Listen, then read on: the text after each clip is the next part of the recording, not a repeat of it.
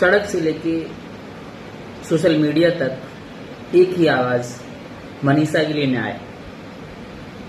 क्योंकि अभी 11 अगस्त की बात, घर से वो बेटी निकलती है और एक स्कूल में वो पढ़ाती है। पढ़ाने के बाद उसे नर्सिंग का कोर्स भी करना है क्योंकि उसके सपने हैं, वो नर्स बनना चाहती है।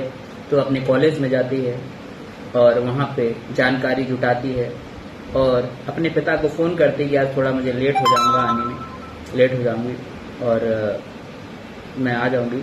लेकिन होता ये है कि शाम तक जब बेटी घर पे नहीं लौटती है तो पिता को चिंता होती है।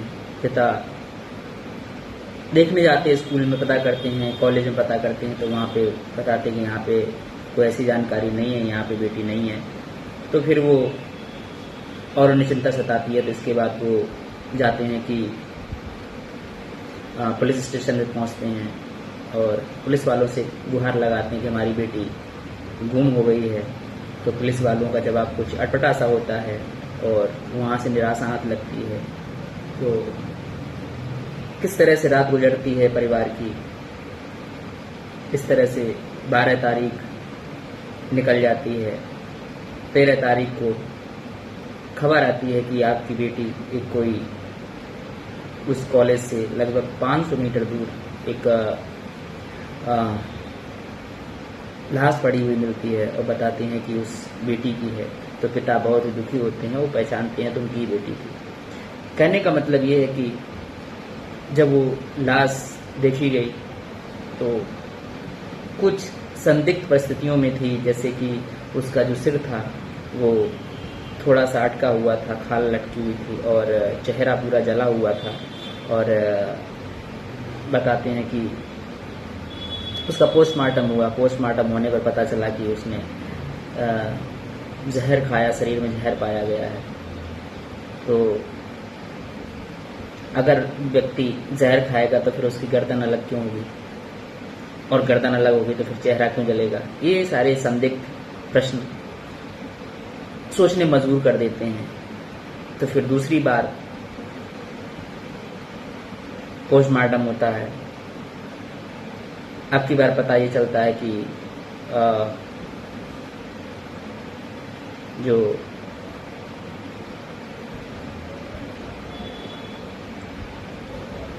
हत्या हुई है या फिर जो सुसाइड हुआ है, उसमें सुसाइड में बताया गया कि उसका चेहरा जो जला हुआ है वो किसी जानवर ने खा लिया है या फिर ख़त्म कर दिया। अब इसके बाद जो लास्ट मोमेंट पे ये जो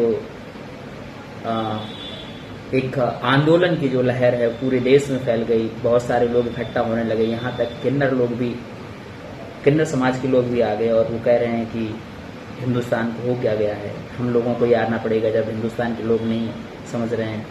तो इस तरह से वो भी यहाँ पे शामिल हुए और कल फिर से तीसरी बार पोस्टमार्टम हुआ है। रिपोर्ट जो भी आई हो अभी तक कोई पता नहीं है, जैसा भी होगा। लेकिन जो स्थितियाँ हैं वो बहुत ही अच्छी नहीं है हमारे समाज के लिए, हमारे देश के लिए।